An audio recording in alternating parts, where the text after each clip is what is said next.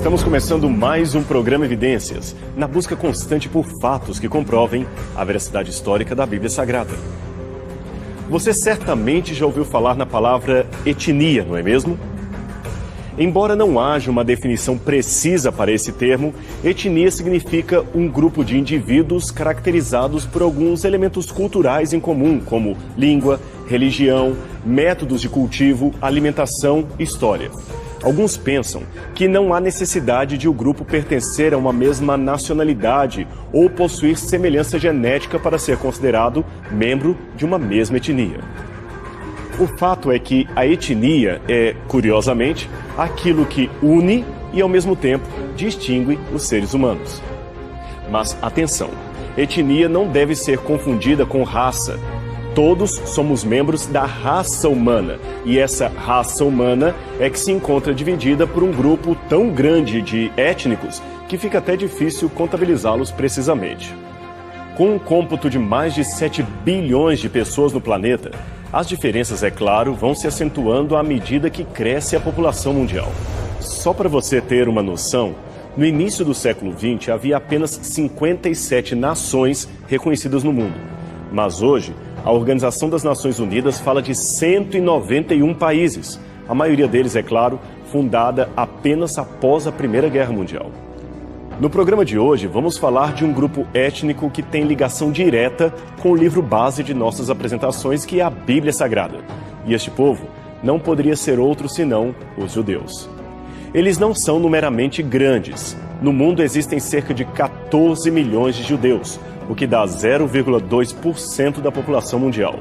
E destes, apenas 6 milhões residem no Estado de Israel. Os demais espalham-se em diversas partes do mundo, especialmente nos Estados Unidos, Rússia, França e Alemanha. Mas é interessante notar que, apesar de serem tão poucos em termos demográficos, os judeus sempre exerceram uma influência sem precedentes em toda a história mundial. Você pode até não saber direito quem são eles, ou mesmo não ter conhecido nenhum judeu, mas saiba que muitos dos benefícios de sua vida hoje se devem a cidadãos judeus no mundo. Veja alguns deles. Albert Einstein, o mais famoso cientista do século XX, que propôs a intrigante teoria da relatividade e a famosa equação E é igual a mc². Einstein lançou os fundamentos da física moderna e impactou o mundo em praticamente todas as ideias que surgiram no século XX, desde a teoria quântica até a energia nuclear e a bomba atômica. Karl Marx, um judeu alemão que era filósofo, economista e que revolucionou o mundo escrevendo com a ajuda de Engels o Manifesto Comunista e o Capital, duas obras que influenciaram tremendamente o socialismo e as ciências sociais. Muitos teóricos consideram Marx o pai da história da sociologia e também da economia moderna. A seguir temos Sigmund Freud, o pai da psicanálise e da psiquiatria. Este judeu da Áustria foi o primeiro a teorizar sobre os sintomas de pacientes com histeria, fazendo importantes equiparações entre as crises na fase adulta e os traumas adquiridos ainda na infância. E muitos dos seus conceitos são usados até hoje pela psicologia e pelos estudiosos da mente humana. Esses que eu citei, é claro, são apenas os mais famosos, mas a lista de judeus que influenciaram o mundo é muito, muito maior. Temos ainda Jonas Salk e Albert Sabin, os respectivos criador e aperfeiçoador da vacina contra a poliomielite. Abraham Jacob, o pai da pediatria moderna. Casimir Funk, o descobridor das vitaminas, e Abraham Waxman, pioneiro do desenvolvimento dos antibióticos. E olha que estes são apenas uns pouquíssimos exemplos de judeus influentes. Se fôssemos fazer uma lista exaustiva, gastaríamos um programa inteiro só citando o nome de judeus que influenciaram na história. Veja, só no campo do Prêmio Nobel, os judeus já levaram 33 Nobéis de Química, 29 de Economia, 13 de Literatura, 50 de Física, 53 de Medicina e 9 Prêmios Nobel da Paz. Só para fechar os exemplos, saiba que até a calça jeans que você veste foi criação de um judeu chamado Levi Strauss. Agora, é interessante notar que, apesar de tão influente, a cultura judaica é uma ilustre desconhecida para a maioria dos cristãos que descendem espiritualmente deste grupo étnico em particular. Afinal de contas, essa lista não seria completa sem a menção óbvia de Jesus de Nazaré, o fundador do cristianismo, que também era judeu. Por isso, creio ser importante gastarmos um tempo conhecendo melhor este povo, como eles surgiram, quais eram as suas crenças, seus costumes, o que eles pensavam e pensam a respeito de Jesus. Indo, portanto, direto ao início da história, podemos dizer que os judeus seriam descendentes de outro grupo maior chamado semitas e que hoje abarca outras etnias além dos próprios israelenses. De acordo com a Bíblia Sagrada, Noé, o sobrevivente do dilúvio, tinha 3 filhos que se tornaram ancestrais dos novos agrupamentos étnicos do mundo. Eles se chamavam Cão, ou Cam, Sem e Jafé. Os camitas, descendentes de Cão, habitaram a parte que hoje é a África e a Ásia. Os jafetitas, filhos de Jafé, foram os primeiros a migrarem para o Vale do Indo e de lá para a Europa. E finalmente os semitas, descendentes de Sem, residiram principalmente na parte norte e setentrional da Ásia. Outros territórios, como as Américas e a Oceania, é claro, só foram habitados posteriormente por grupos migratórios que lá fixaram a sua residência.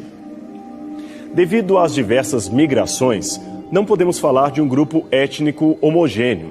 Em virtude disso, muitas línguas e dialetos surgiram desse grupo que, por causa de Sem, receberam o nome de família semítica ou semitas.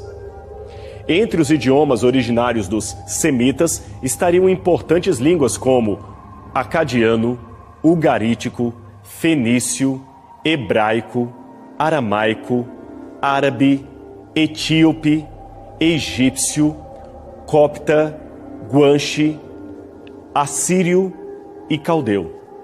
Os semitas, ou como dissemos, os descendentes de Sem, se multiplicaram com muita rapidez e se assentaram primeiramente no sul da Mesopotâmia, onde seria o território do moderno Iraque.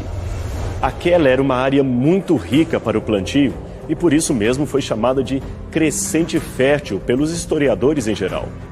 Então grupos semitas resolveram se assentar ali, trocando a antiga vida nômade pela residência fixa.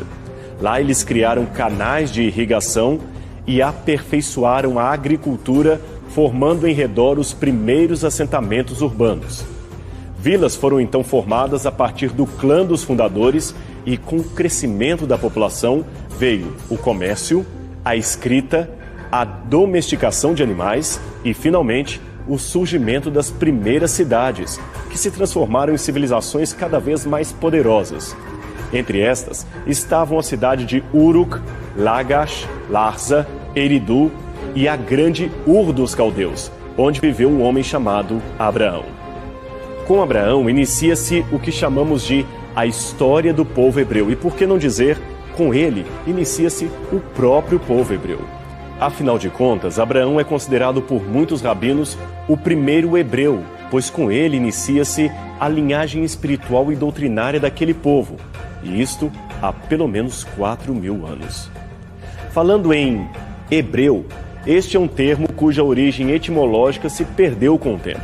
Ele aparece na Bíblia em Gênesis capítulo 14, verso 13, referindo-se a Abraão, e todas as antigas fontes bíblicas e não bíblicas traduzem hebreu como um designativo aparentemente exclusivo daqueles descendentes de Abraão.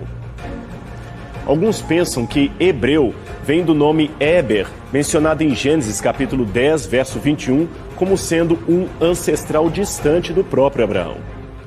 Outros pensam que hebreu viria da palavra hebraica abar, que quer dizer passar pelo meio. Isto seria um indicativo de como Deus mandou Abraão cortar animais em sinal de sua aliança com o próprio Deus. Aliás, o fogo do Senhor passou por meio das entranhas sacrificadas.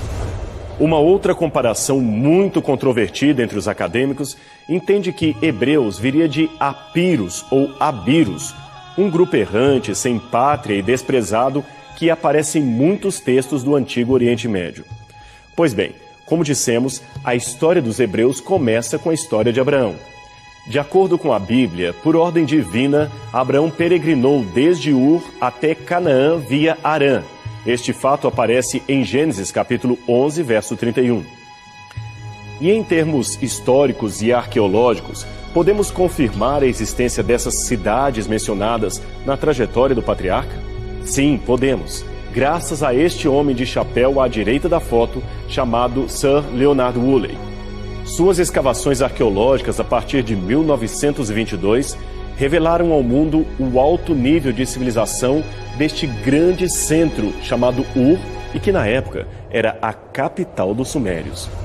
Essas escavações da expedição anglo-americana na antiga Ur comprovaram que aquela cidade mencionada na Bíblia não somente existiu, como era uma das maiores metrópoles da ocasião, com uma população oscilando entre 65 mil e 100 mil habitantes, um número muito expressivo para a ocasião. Depois também houve trabalhos arqueológicos em Harã e nas terras cananitas. Nesta trajetória, o nome de Abraão foi ainda encontrado em recibos cuneiformes como este. Não podemos, é claro, dizer com certeza que este Abraão mencionado nos recibos seria o mesmo Abraão da Bíblia, mas certamente isso nos mostra que o seu nome era comum naqueles tempos e que a sua peregrinação começou por volta de 2000 a 1800 a.C., aproximadamente. Também devemos concluir que Abraão, antes de se tornar um nômade, fora criado numa cidade rica, uma das maiores do mundo antigo, e partiu dali para o seu novo destino, munido com o legado cultural de sua própria geração. Veja o testemunho do famoso arqueólogo Albright.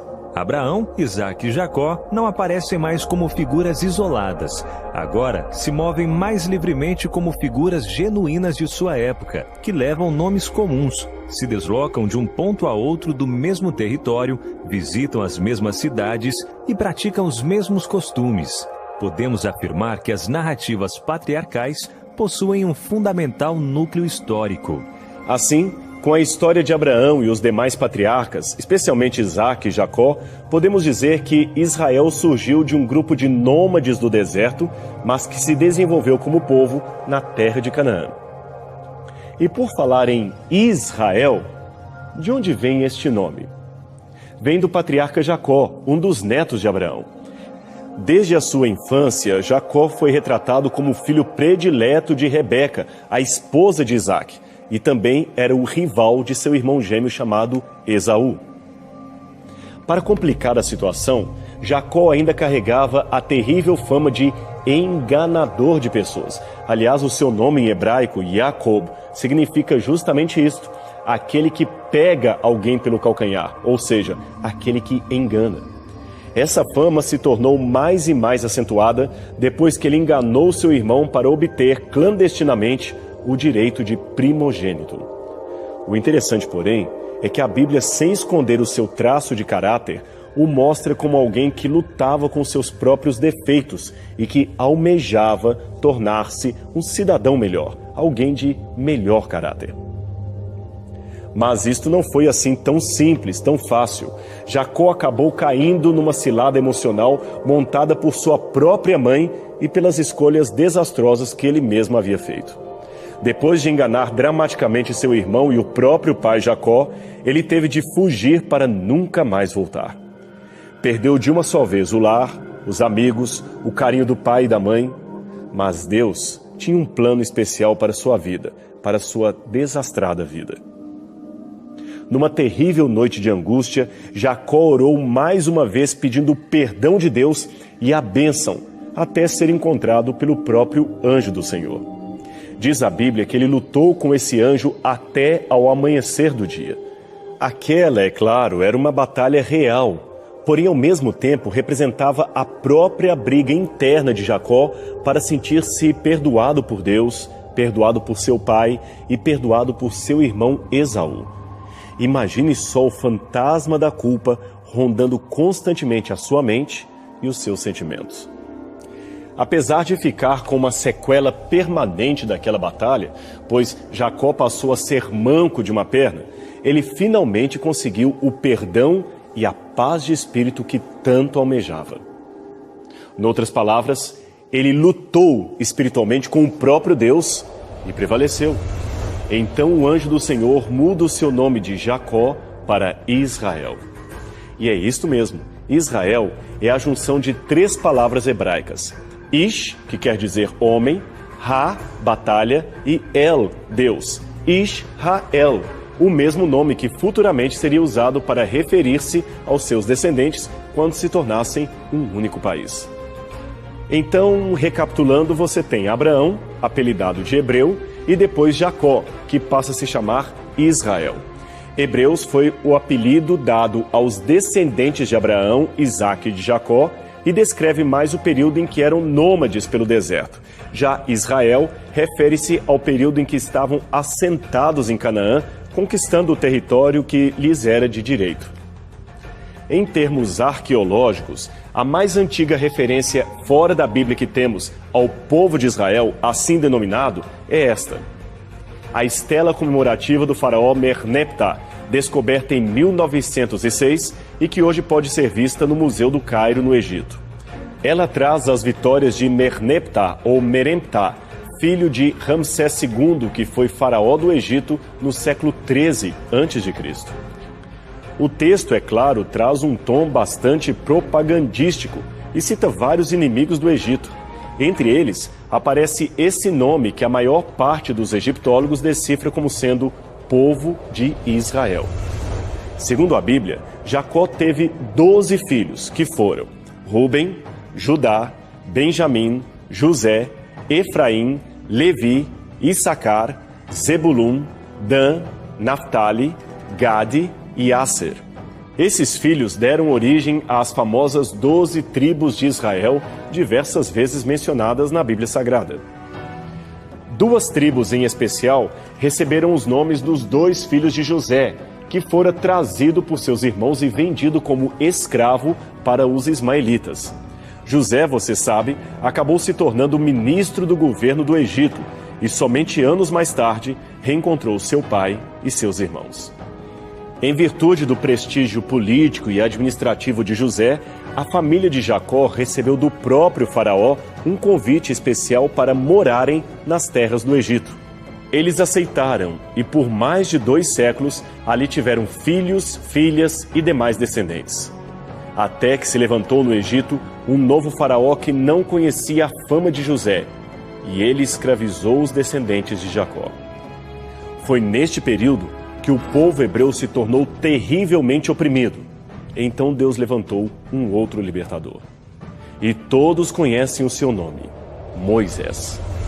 Ele iniciou o êxodo dos hebreus do Egito para a terra de Canaã, a terra prometida a Abraão, Isaque e Jacó. Ali eles se fixaram e, depois de muitas conquistas, dividiram o território entre si. Esta é a configuração geográfica do território de Israel, dividido pelas 12 tribos que agora compunham o país. Na verdade, havia uma 13ª tribo, digamos assim, que não tinha um território definido para si. Eram os levitas. Estes eram os que ministravam os sacrifícios e os serviços litúrgicos do povo de Israel. Seu principal campo de atuação era o santuário móvel, erguido por ordem do próprio Deus. Mas apesar da suposta irmandade entre as tribos, a história registra que os descendentes de Israel, agora o país de Israel, não eram um grupo tão unido como deveriam.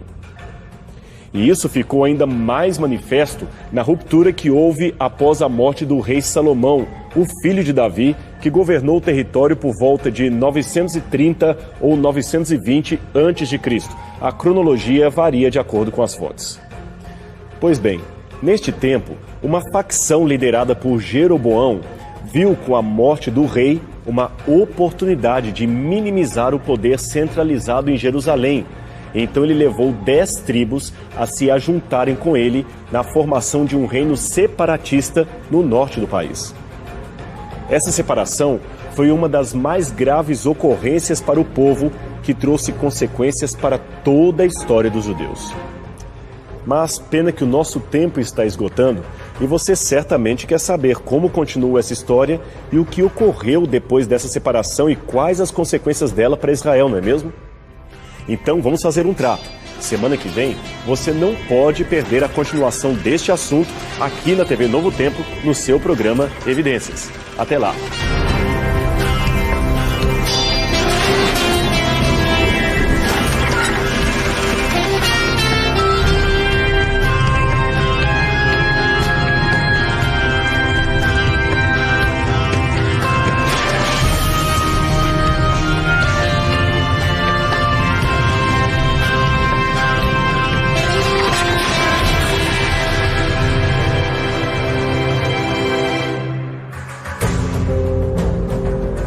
Está começando mais um programa Evidências, sempre em busca de fatos que comprovem a veracidade histórica da Bíblia Sagrada. Na semana passada, iniciamos uma apresentação resumida da história dos judeus, um dos povos mais influentes de toda a história e de onde saiu o cristianismo. Ali vemos como este povo teve participação direta na preservação das verdades divinas e como, através de um homem chamado Abraão, Deus fez surgir a linhagem que traria ao mundo o Messias Salvador. Também vimos como os patriarcas antes nômades e pastoralistas deixaram a vida do deserto para fixarem-se nas terras de Canaã. Antes disso, porém, eles se mudam provisoriamente para o Egito e lá são muito bem tratados, até que um novo faraó sobe ao poder e os oprime com mão de ferro. Os hebreus, a partir de então, são reduzidos à mais terrível forma de escravidão. Essa opressão dura centenas de anos, até que Moisés surge no Egito e os liberta dali. Os passos seguintes você se lembra. Eles caminham para Canaã, tomam posse da terra e a dividem também entre 12 tribos conforme os 12 filhos e netos de Jacó. Nós também explicamos no programa anterior que hebreu foi o primeiro apelido dado ao povo que era aplicado ao próprio patriarca Abraão.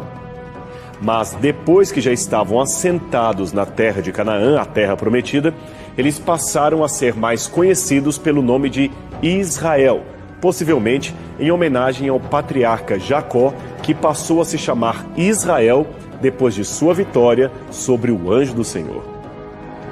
Nossa descrição parou nos tempos da monarquia, quando, após a morte do rei Salomão, uma revolta interna dividiu o território em duas partes. Em suma, foi assim que tudo aconteceu. Salomão foi um sábio e justo rei de Israel, mas isto não impediu que ele cometesse erros e ganhasse severa oposição do povo. Ainda em seu governo, Jeroboão, que era filho de um dos homens de maior confiança do rei, provocou uma revolta contra a casa real por causa dos impostos abusivos que eram cobrados do povo. E de fato, no auge de sua glória, Salomão começou a ter ideias muito imperialistas de governo, que eram, é claro, contra a vontade de Deus. Isso fora sua idolatria e contaminação com mulheres pagãs. Na sua primeira revolta, Jeroboão não foi bem sucedido e acabou tendo que fugir para o Egito, onde ficou sob a proteção do faraó. Mas tão logo morre o rei Salomão, 10 tribos do norte simplesmente não aceitam que Roboão, o filho e príncipe herdeiro, assumisse o controle do reino. Isto porque eles certamente sabiam que Roboão os subjugaria tal qual havia feito o seu pai. Então Jeroboão, que havia regressado do Egito nessa época, foi eleito rei por essas tribos rebeldes e Roboão não teve escolha senão governar sobre as tribos de Judá e Benjamim, que ficavam ao sul. Então a nova configuração do reino passou a ser assim. A parte em azul no mapa, composta por 10 tribos, passou a se chamar Israel, ou Reino do Norte, e mais tarde Reino da Samaria. Já a outra parte amarela seria o Reino da Judeia, composto pelas tribos restantes que aceitaram ser governadas pelo filho de Salomão.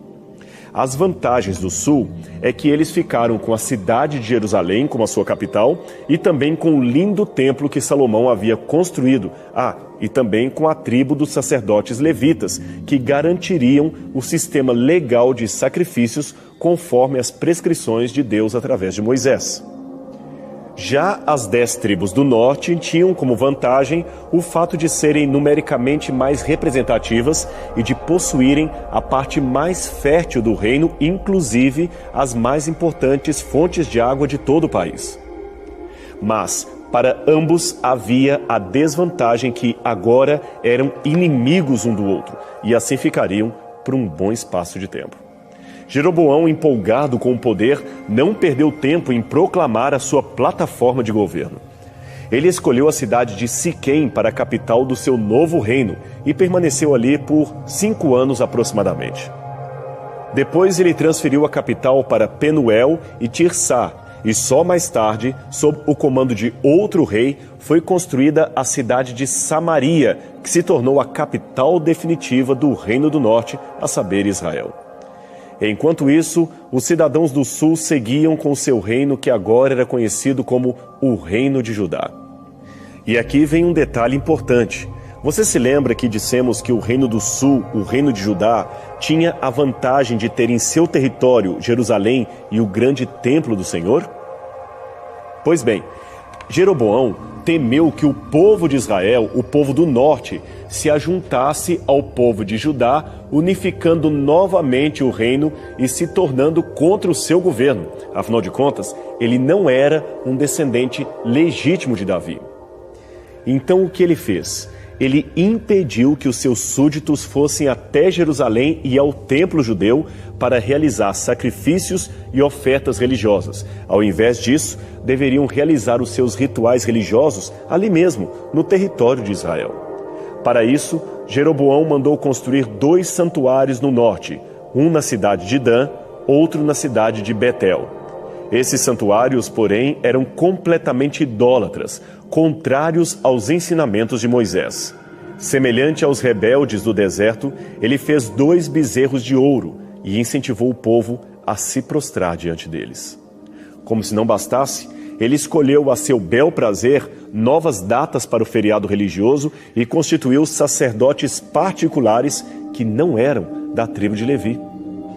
De um modo geral, pode-se dizer que Israel sempre caracterizou-se por essa instabilidade política em todo o seu território. No curto espaço de 209 anos, houve 19 reis de diferentes dinastias que se sucederam com golpes de Estado, assassinatos, chacinas e traições. Enquanto isso, Judá também seguia tendo seus reis, alguns justos, outros nem tanto. Mas a situação ficou péssima mesmo quando Israel se aliou à Assíria para destruir Judá. E Judá, por sua vez, tornou-se vassala da Assíria para resistir aos ataques do norte. O resultado foi que em 722 a.C., os assírios varreram do mapa Israel, fazendo desaparecer a maior parte das 12 tribos. Aliás, a determinação de seu destino depois do ataque assírio é até hoje motivo de muito debate entre os acadêmicos, onde foram parar as tribos perdidas de Israel. Judá, por sua vez, continuou existindo, mas também foi atacada 117 anos depois, desta vez por Nabucodonosor, rei da Babilônia, que levou o povo em cativeiro, destruiu o templo e a própria cidade de Jerusalém.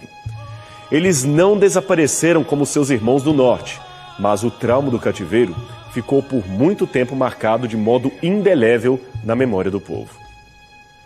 Agora, por outro lado, é interessante notar que, apesar da queda de Jerusalém, menos de 2 séculos depois de Samaria, a capital do reino de Israel, ao serem levados para o cativeiro da Babilônia, os moradores de Judá mantiveram, pelo menos em parte, fortes laços culturais que os mantiveram mais unidos que seus vizinhos do norte. Isso talvez seja graças às profecias de Jeremias, que previu o exílio e afirmou que o mesmo duraria apenas 70 anos.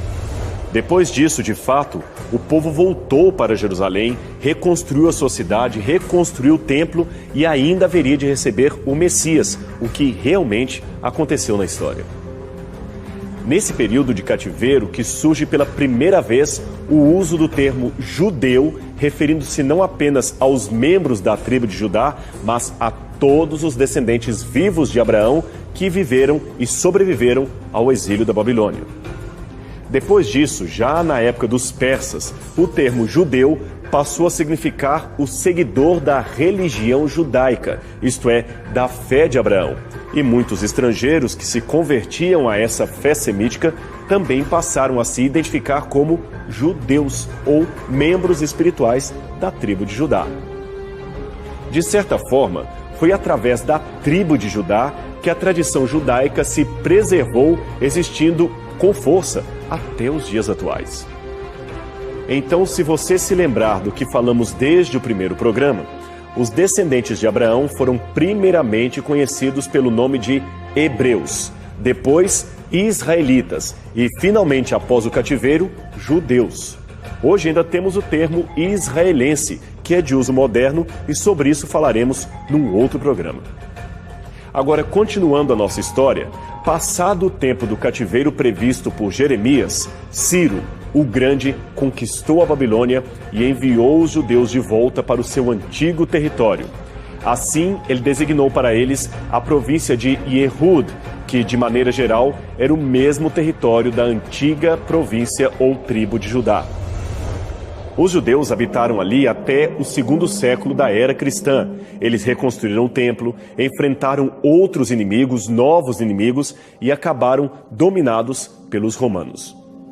Em todo esse tempo, do cativeiro à chegada dos romanos, o país passou a ser dirigido por leis judaicas.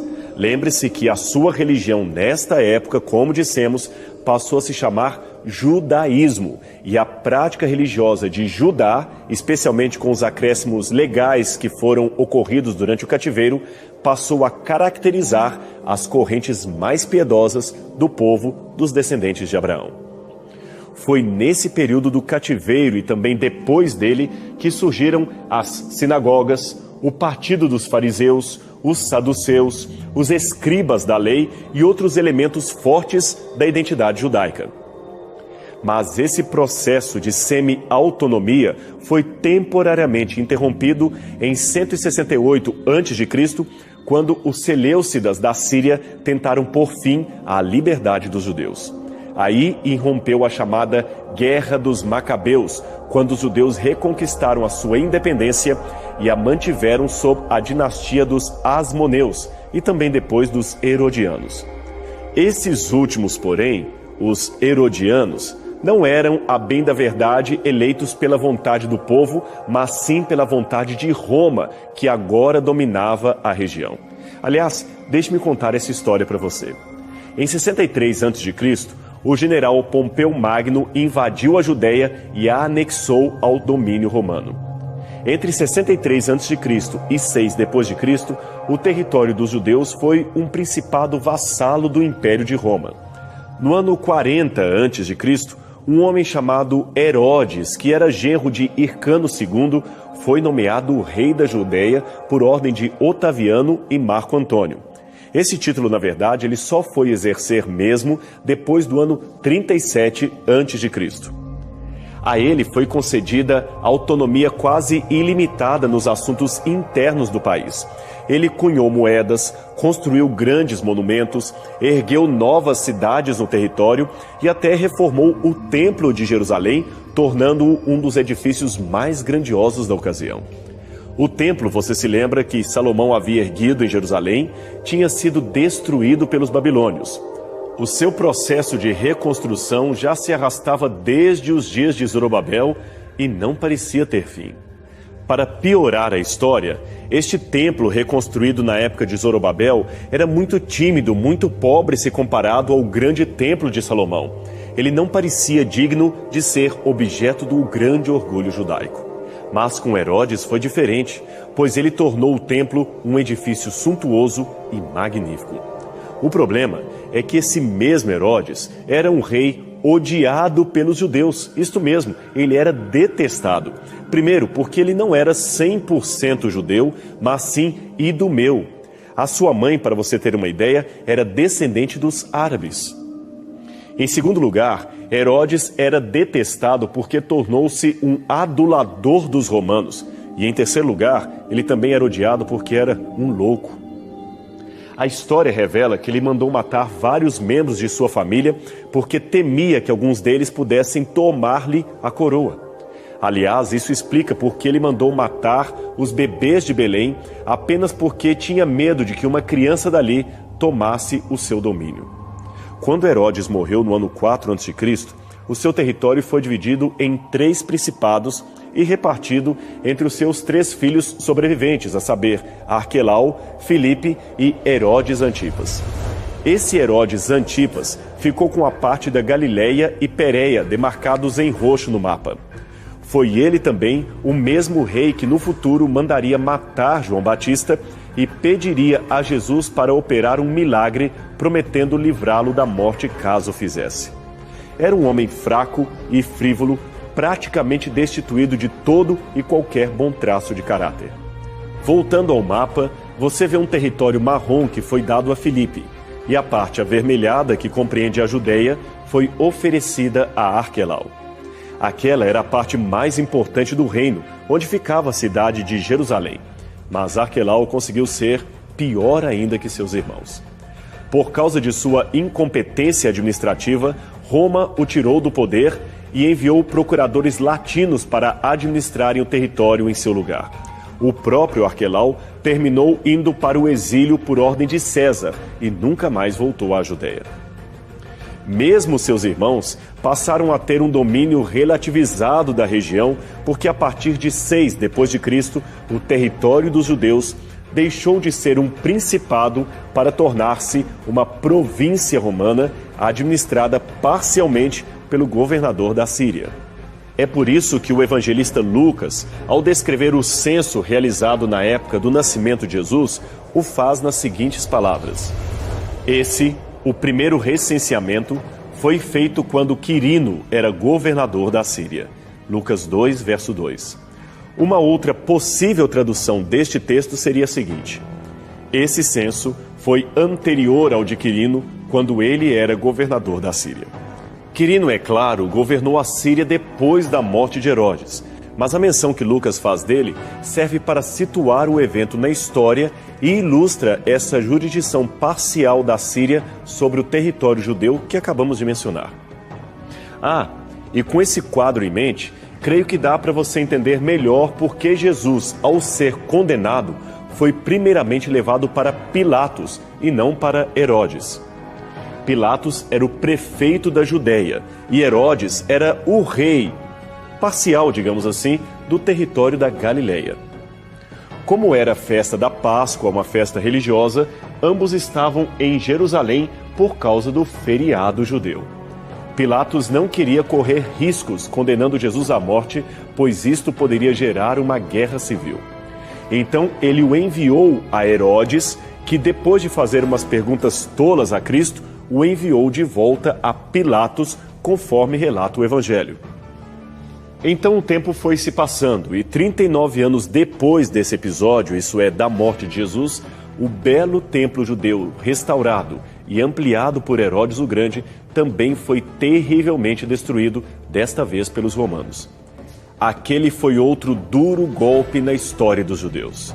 Em Roma, é possível ver até hoje esse relevo no Arco de Tito, comemorando a destruição do Templo de Jerusalém, e esta moeda em especial de bronze foi cunhada com os dizeres Iudeia capta, isto é, Judeia capturada. Ela foi feita para relembrar a derrota dos judeus. Durante o período desse segundo templo, o Sinédrio era a autoridade máxima judiciária do povo. O seu conselho reunia 71 membros e ficava em Jerusalém. Mas depois da destruição do templo e da cidade, esse mesmo Sinédrio teve de se transferir para a cidade de Yavné, e a sua autoridade continuou sendo reconhecida até mesmo pelos romanos. Agora, sem Jerusalém e sem o templo, símbolo máximo da nação, uma grande parte dos judeus que já morava fora de Israel, desde os tempos da Babilônia, ficou ainda mais à mercê de costumes diferentes daqueles que moldavam a identidade e o caráter espiritual do seu povo. Muitas comunidades judaicas, é claro, continuaram bravamente mantendo seus costumes e as suas tradições, mas também muitas outras, para não serem mais perseguidas pelos não-judeus, começaram a mesclar os seus próprios costumes com aqueles do mundo pagão. Desde a época do domínio dos gregos e agora também sob o domínio dos romanos, muitas tentativas foram feitas para que os judeus adotassem os costumes de outras religiões, como, por exemplo, o culto ao imperador, o culto a César. Foi, aliás, no intuito de resistir a essa helenização do judaísmo que se levantaram líderes como Bar Corba. Ele, escondido nas cavernas, organizou um exército e lutou bravamente contra os romanos. Ele até chegou a cunhar moedas como esta, estampando o templo que eles sonhavam reconstruir em Jerusalém. Mas o imperador Adriano sufocou a rebelião. E desta vez a resposta de Roma foi ainda mais agressiva. Adriano expulsou praticamente todos os judeus que pôde da região de Israel e sobre as ruínas da cidade de Jerusalém mandou construir no mesmo lugar do antigo templo um santuário para Júpiter. Isto foi entre os anos 132 e 135 depois de Cristo. A própria cidade de Jerusalém foi então batizada com o nome pagão de Aelia Capitolina, e por muito tempo os judeus foram proibidos até mesmo de chegarem nas proximidades de sua antiga capital. Adriano mandou que toda uma guarnição de soldados romanos, a 10ª Legião, fosse para a cidade apenas para assegurar que os judeus não chegassem nem perto de seu perímetro urbano, ou do que sobrou dele. E como se não bastasse, o imperador ainda rebatizou a antiga terra de Canaã, a terra dos judeus, com o nome de Palestina. E Palestina é uma latinização do nome Terra dos Filisteus. O título, é claro, era uma provocação dos romanos. Foi, portanto, somente a partir daí que a região passou a se chamar Palestina. Logo, nunca houve o que alguns chamam de Palestina dos tempos de Jesus, pois a região simplesmente não tinha esse nome. Demoraria ainda muito tempo para que os judeus pudessem voltar para sua terra e recriar o seu país, o seu Estado, o Estado de Israel. Mas o nosso tempo novamente está acabando e esta é uma parte da história que vamos ter de deixar para a semana que vem. Portanto, você quer saber como continua essa história dos judeus e como foi criado o Estado de Israel, a convivência nem sempre pacífica com os palestinos? Não perca a continuação aqui no programa Evidências, na sua TV Novo Tempo, o canal da Esperança.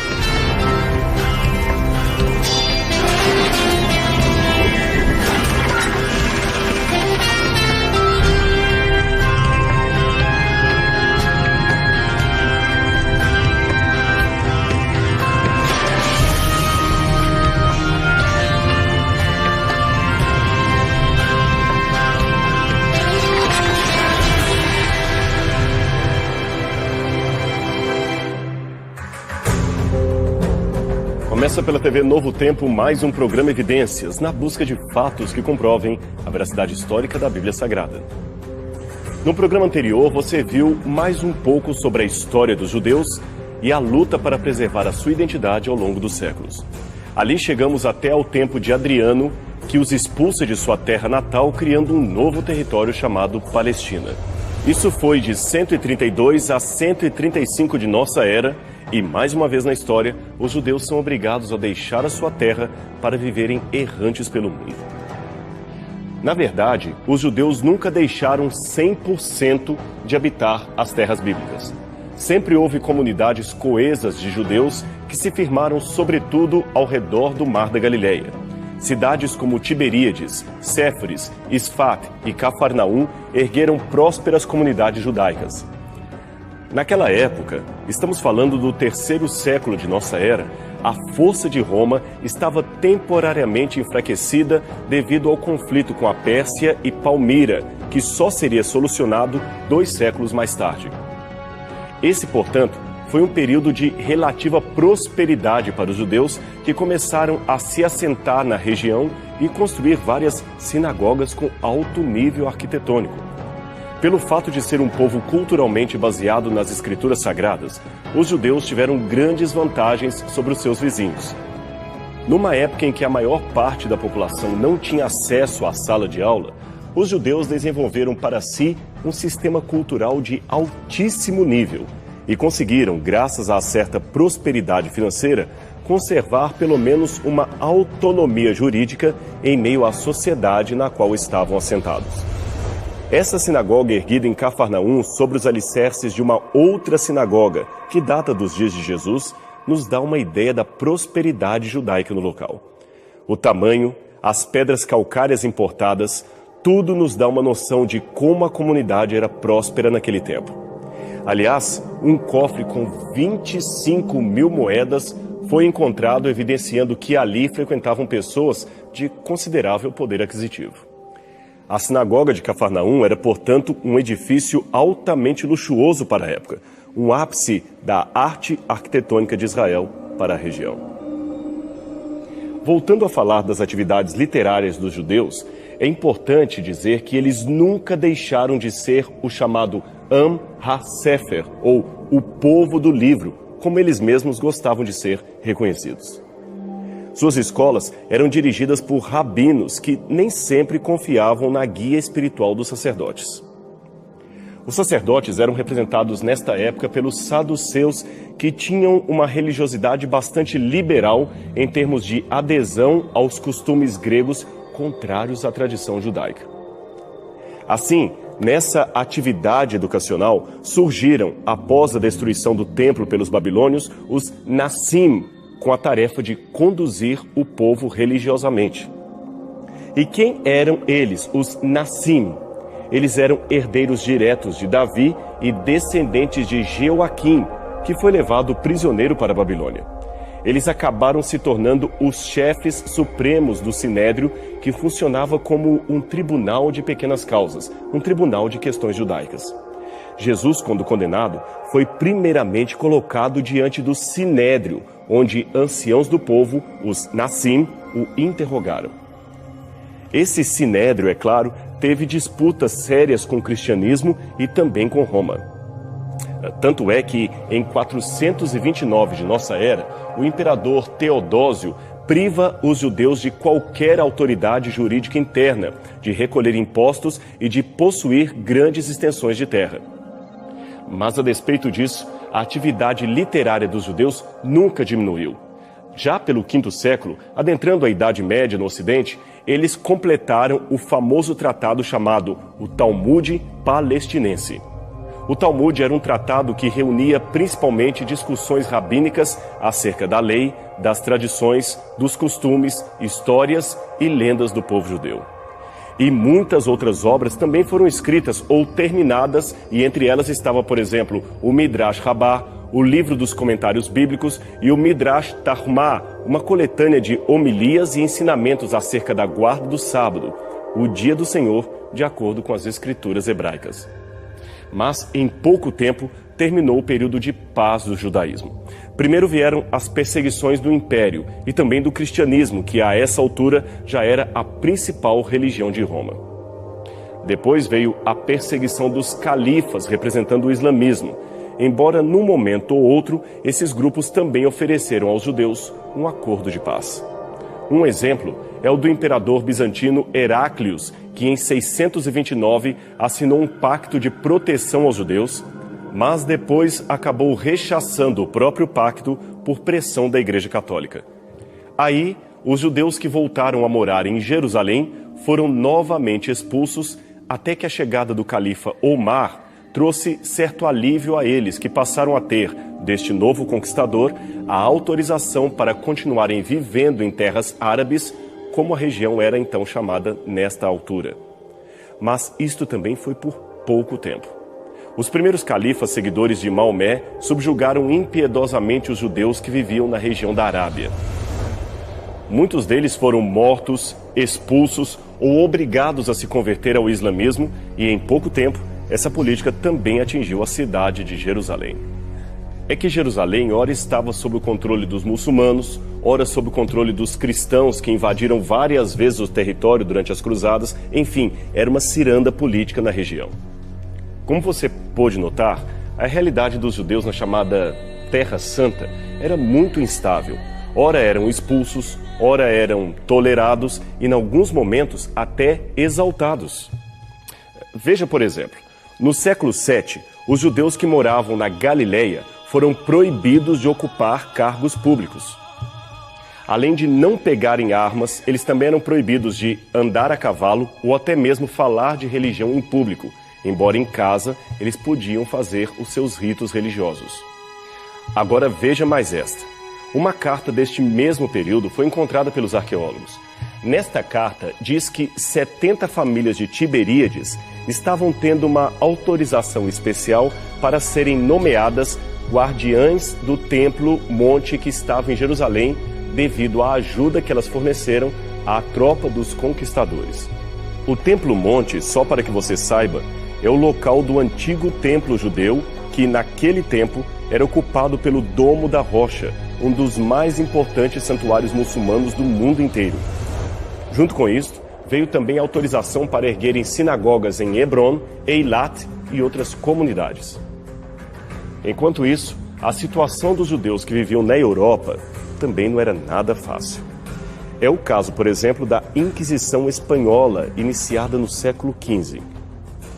Embora este seja um assunto bastante controverso entre os historiadores, pois há os que revelam os horrores desse período e os que querem amenizar a situação chamando a Inquisição de um mito, podemos, grosso modo, dizer que, como resultado da reconquista da Espanha, que por muito tempo ficou nas mãos de árabes muçulmanos, os novos conquistadores espanhóis iniciaram uma política de conversão forçada de judeus e muçulmanos ao cristianismo.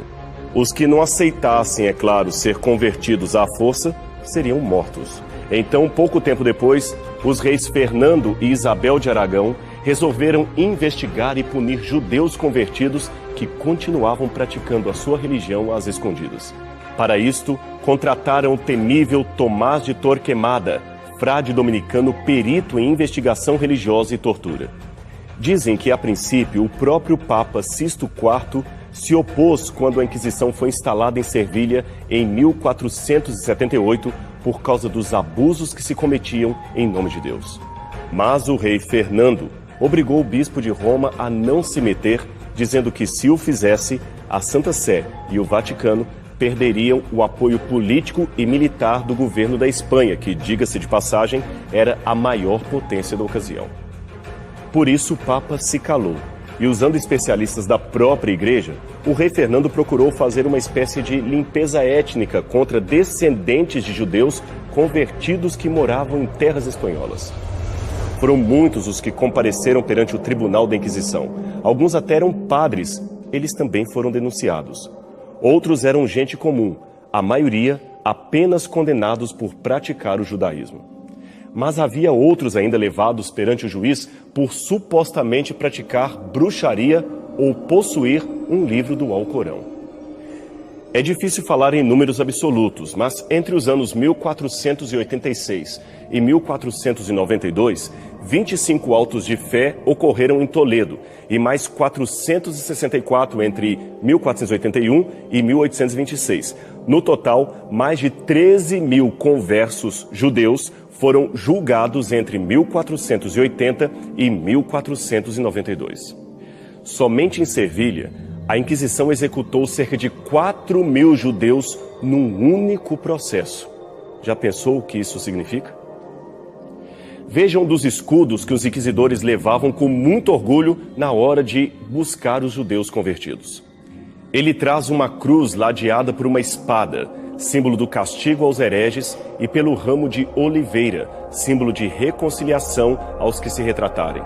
Em latim, aparece a inscrição Exurge Domini et iudica causam tuam, traduzindo, levanta, ó Senhor, e defenda a tua causa.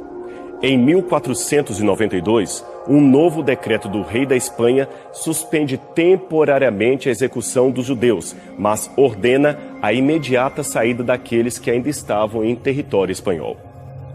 Então, algo em torno de 60 a 120 mil deles emigraram para Portugal e foram acolhidos pelo rei Dom João II.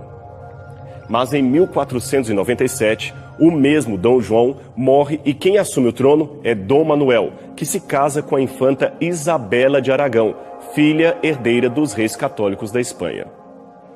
O resultado? Os judeus são novamente expulsos, só que dessa vez do território português. Mas aí houve uma novidade. Para impedir a saída de tanta gente de uma só vez do reino, gente com dinheiro, Dom Manuel decretou a conversão obrigatória de todos os judeus para o catolicismo. E isto deveria ocorrer num prazo máximo de 10 meses. Aí criou-se em Portugal o conceito de cristão novo. Cristão novo seriam judeus convertidos na marra e batizados para escapar da morte. Aliás, a expressão convertidos na marra nos lembra um termo pejorativo que era dado aos cristãos novos que ainda praticavam o judaísmo às escondidas. Eles eram chamados de marranos, que quer dizer porcos. E você sabia que, por causa disso, estima-se que uma considerável parte da população brasileira pode ter sangue judeu nas suas veias? Alguns pesquisadores chegam a estimar que os descendentes de judeus seriam algo em torno de 1/10 da população, o que daria pelo menos 17 milhões de pessoas. De acordo com a pesquisadora Anita Nowinski, no final do século XV, os judeus compunham entre 10% e 15% da população de Portugal. Assim, os historiadores acreditam que 1 em cada 3 portugueses que vieram para o Brasil eram descendentes de judeus. Muitos, é claro, acabaram adotando nomes e sobrenomes cristãos portugueses, além de mesclarem com outras etnias, o que os fizeram perder um pouco da sua originalidade ancestral. Assim, é possível que alguns dos Silva, Ferreira, Pereira, Lopes, Cardoso, Oliveira, Fonseca, etc., sejam descendentes legítimos de famílias judias. Segundo o dicionário Sefardi de sobrenomes, 14 mil sobrenomes ibéricos podem ter ascendência judaica. Mas atenção, nem todos esses nomes foram criados pelas famílias judias, como alguns insistem em dizer. Eles foram apenas adotados de outras famílias cristãs que já possuíam esse sobrenome. Logo, todos os que possuem alguns desses sobrenomes podem ser judeus, mas nem todos são necessariamente descendentes de judeus. Às vezes, para não serem descobertos, um marido assumia um sobrenome e a esposa outro. Os pais também costumavam colocar sobrenomes compostos nos filhos para não serem apanhados pela Inquisição. As formas de camuflar a ascendência judaica eram variadas, fora o fato de que no Brasil houve muita miscigenação. Como então saber se um sobrenome vem mesmo de família de judeus? Simples. É só ter a paciência que muitos historiadores tiveram de verificar os autos de pelo menos 40 mil julgamentos que resistiram ao tempo e estão à disposição para serem investigados. 95% deles são referentes a crimes de judaísmo e os nomes eram meticulosamente anotados pelos inquisidores. Veja o exemplo de 2 páginas de um auto contra Antônio José da Silva, um dramaturgo filho de cristãos novos portugueses que nasceu no Rio de Janeiro em 1705. A primeira página traz apenas o seu nome e o título e o número do processo. A segunda detalha a sua acusação. Depois de várias vezes preso, ele foi novamente obrigado a comparecer perante a Inquisição em 1737, porque uma escrava o acusou de estar guardando o sábado.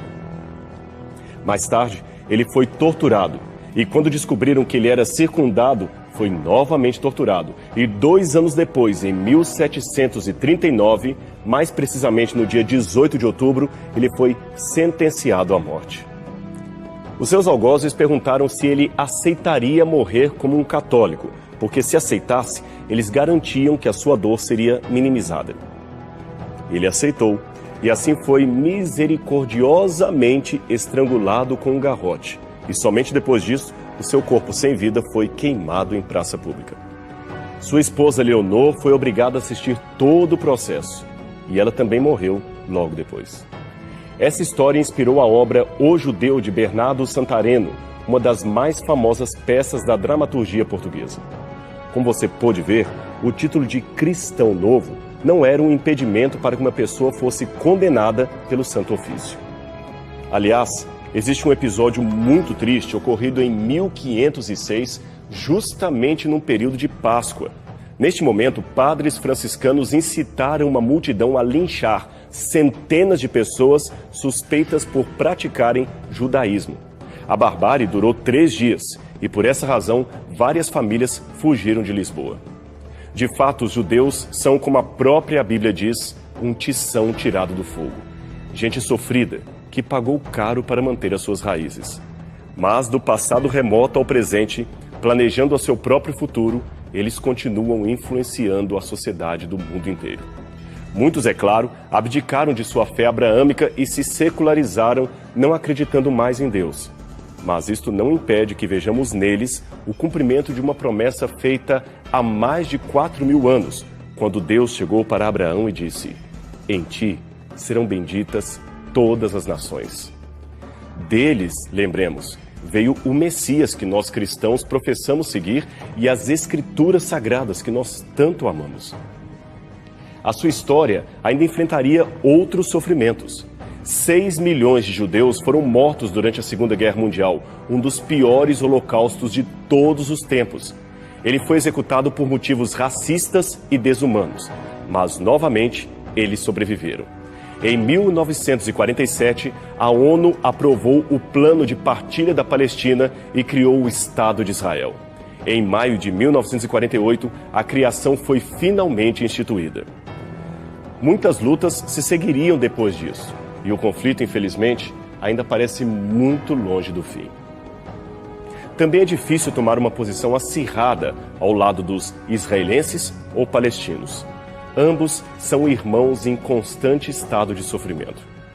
Isto mesmo, irmãos, ainda que não necessariamente pela etnia, pelo menos por sua fé particular, ou seja, o judaísmo e o islamismo. Afinal de contas, ambas as religiões dizem remeter ao mesmo ancestral comum, Abraão. Ainda bem que ele não está vivo para ver alguns dos seus filhos se odiarem tanto.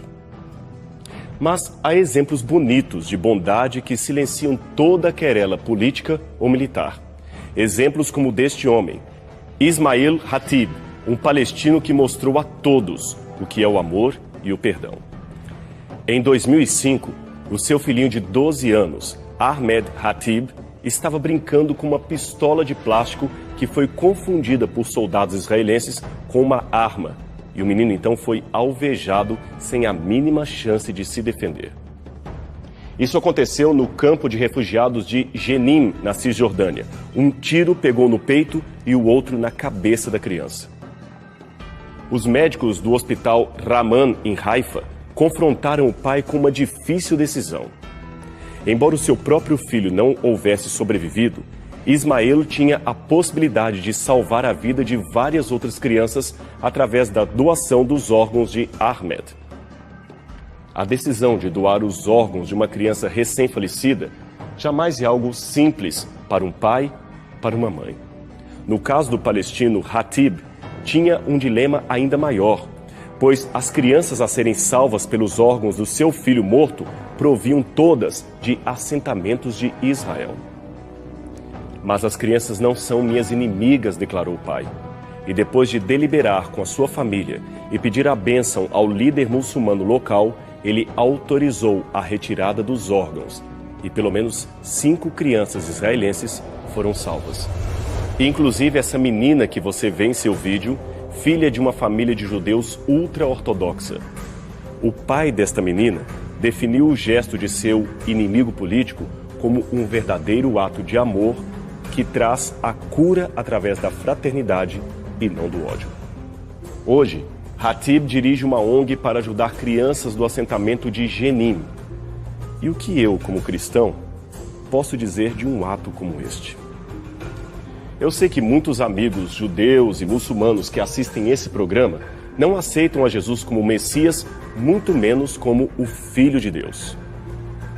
Eu respeito a posição deles, mas algo dentro de mim, baseado em seu comportamento de amor, me faz pensar que, ainda que eles não creiam em Jesus, Jesus acredita neles e aposta neles.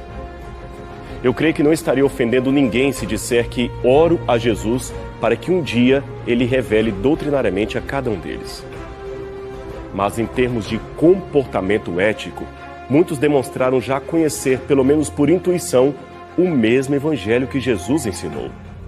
Um evangelho que, aliás, vem da própria Tanakh, a escritura sagrada dos judeus, e que diz: devemos amar a Deus sobre todas as coisas e ao próximo como a nós mesmos. Eu não tenho a menor dúvida de que Jesus, o judeu, é o Messias, o Salvador do mundo inteiro, e eu não escondo o prazer de ser um discípulo dele. Mas eu tenho de ter a humildade cristã de reconhecer que ele mesmo disse ter ovelhas que não pertencem a este aprisco onde estou neste momento. A ele convém conduzi-las. Aí sim haverá um só rebanho e um só pastor. Mas até lá, eu espero ser alguém que convença não apenas com palavras, mas principalmente com atos de amor e fraternidade, que Deus ainda tem os seus representantes aqui neste planeta. E eu espero que esse também seja o desejo do seu coração. E a gente vai ficando por aqui. Mas semana que vem teremos um novo encontro na TV Novo Tempo para mais um programa Evidências. Até lá!